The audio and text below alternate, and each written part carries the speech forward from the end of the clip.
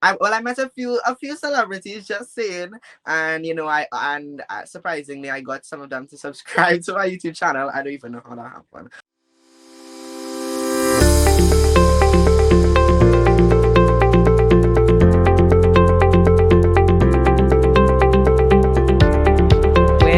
Where did it start? Why did you think that this is the path you wanted to go to? Well, I have honestly been creating content for around 8 years. Instagram officially since 2020, but I posted my first YouTube video in 2013, and I've surprisingly stayed consistent doing it all by myself for all those years. I stopped YouTube in 2016 because I didn't see the growth that I would like to see. Well, however, when I got the proper equipment in 2020 for my birthday, I decided to, really understand what is a true content creator, and what I would need to,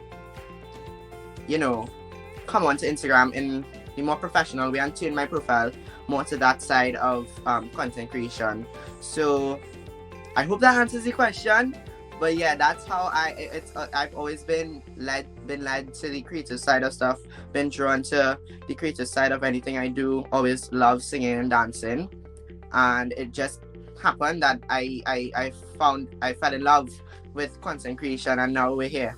All right. So you said that, you've been doing this for the last 8 years, and a lot of folks who may be watching this will be like, 8 years, you just born, as Caribbean people would say. But I did see a post that you had with Lilly Singh, and I'm gonna be honest, you look like a baby. I met her 2 times, 2015 when she came for her first show, and again in 2017.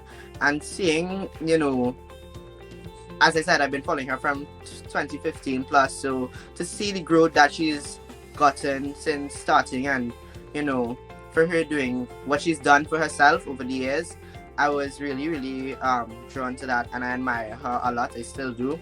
And I told her when I met her, I got a little time to talk to her, and I told her, I met a few celebrities, just saying, and surprisingly I got some of them to subscribe to my YouTube channel. I don't even know how that happened, but I did. And every time I met someone, I told them, and they were like, yes, keep on doing, because they saw my excitement and my love for it in my persona in person. They definitely saw that I would do well in that field. When you have over 11,000 followers, and that demographic, is that mostly in Trinidad?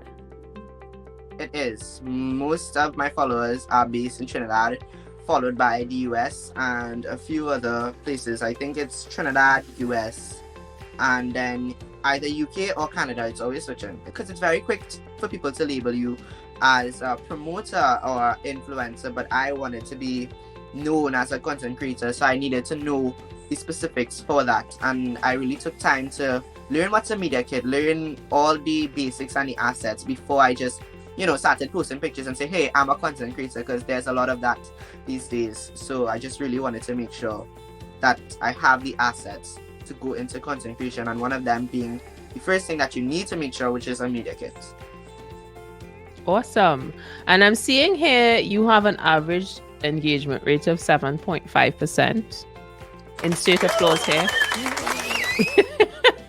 Right? And for those out there I try my best. Don't know it. That's awesome. So for those who don't know what that means, an engagement level for a just general industry, the baseline is 1%. Anything over that is considered excellent. So 7.5 is pretty excellent. If you don't know what engagement rate is and you are a business owner or marketing manager, please Google that. We can't teach you everything right now. And based on, you are, I think, the best person to answer this question.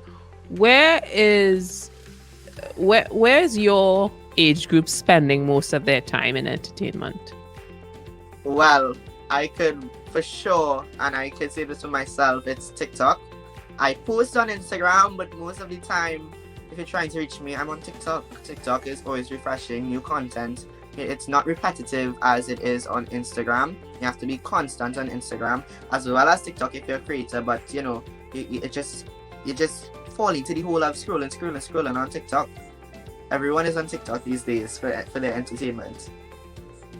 What is it about TikTok? Because I'm gonna be honest, as much as I am in this space, I really ran from it for as long as possible. And then I did join it.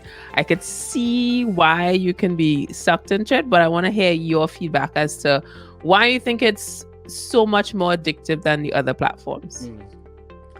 I think it's because of the algorithm that TikTok builds for its For You page. When you're scrolling on there, it's for you. It's specifically content built by the algorithm for your persona. They know what you like to see. For me, when I go on it, there's this short burst, obviously, because it's 15 seconds, so Right. It doesn't feel as long. But then when I check my screen time and I'm like, 2 hours? When did this happen? When did I spend 2 hours on TikTok? And now they actually released a feature that you can upload videos up to 5 minutes. So they're slowly trying to turn into YouTube. I can see that for Facebook as well. Facebook Watch is really trying to push the video space because the video space is where you make the most money. Do you charge for your collaborations with businesses? I do.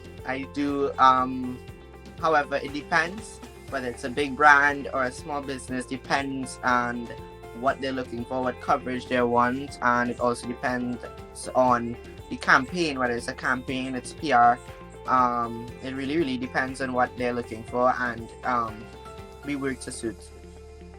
As of right now, I did a $3,100 campaign, and that was my biggest payout for content creation.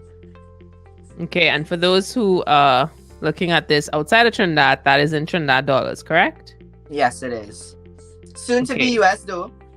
I'm singing here right now. I'll get a big US cash out. Yeah. Because I started so young, I hope to use it as a source of income down. Sorry, let me do it. Let me do it for that. Let me think of my words and then I'll spill. Right.